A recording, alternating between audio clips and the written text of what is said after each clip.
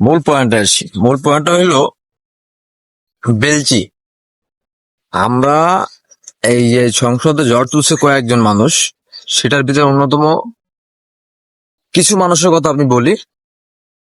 তো কিছু মানুষ হইতেছে যে এই কোন কোন জায়গার যে একটা এমপি উনি, আর হইতেছে আরেকটা ব্যারিস্টার সুমন ভাই।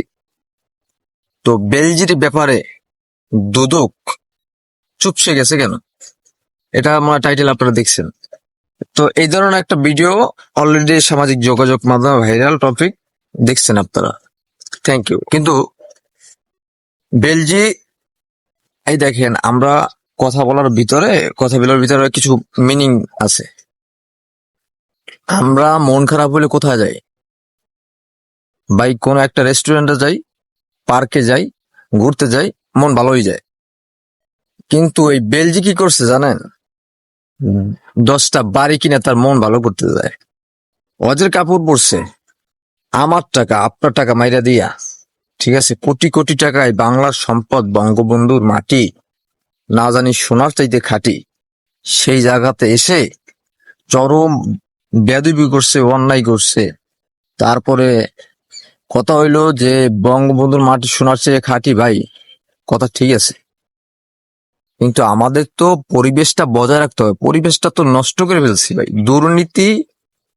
দুর্নীতি দালাল, আর এই দালাল চক্র দিয়ে সব এই সমাজটাকে বসছি।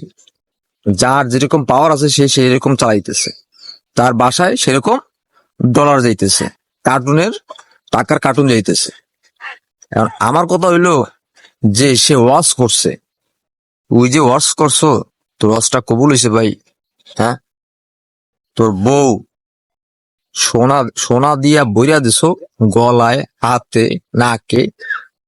আর যারা রুমালে ক্ষতিগ্রস্ত হয়েছে তাদের পাশে অন্তত কেউ দাঁড়ায় নাই, কেউই দাঁড়ায় নাই।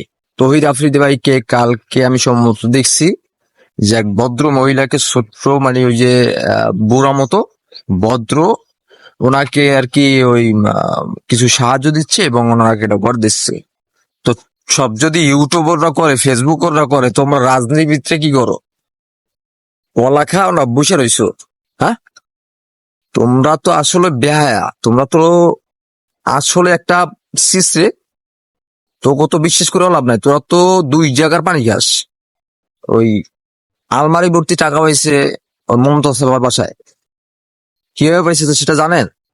আমি আপনাদের বলি, কোটি কোটি টাকা রাখার জায়গা নাই, ও রাখছে বাসার ভিতরে।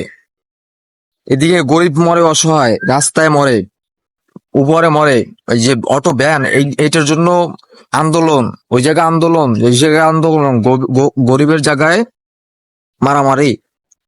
আর নিজেদের বেলা ঠিক আছে, তো টাকা না রাখতে পারি না, ঘরের ভিতরে রাখছে।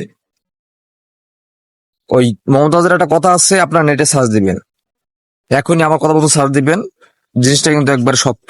বলছে যে বাবা আওয়ামী লীগ, সেইখানে তুই গেছিস কা? এই বাবা আওয়ামী লীগের ভিতরে গেছিস কা? তুই নিজে বলছস যে এটা বাবা আওয়ামী লীগ, বাবা আওয়ামী লীগে কেউ যাবে না।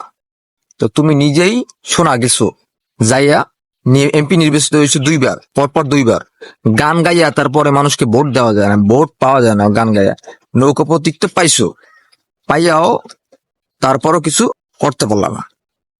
কারণ তুমি নৌকা পাইলে কি হবে? নৌকার যে মাঝি সেইটা হচ্ছে বঙ্গবন্ধু। আর বঙ্গবন্ধুর আদর্শ কন্যা হইতেছে শেখ হাসিনা। শেখ হাসিনা চায় না যে আমার এই নৌকা অপমানিত হোক তোমার দ্বারায়।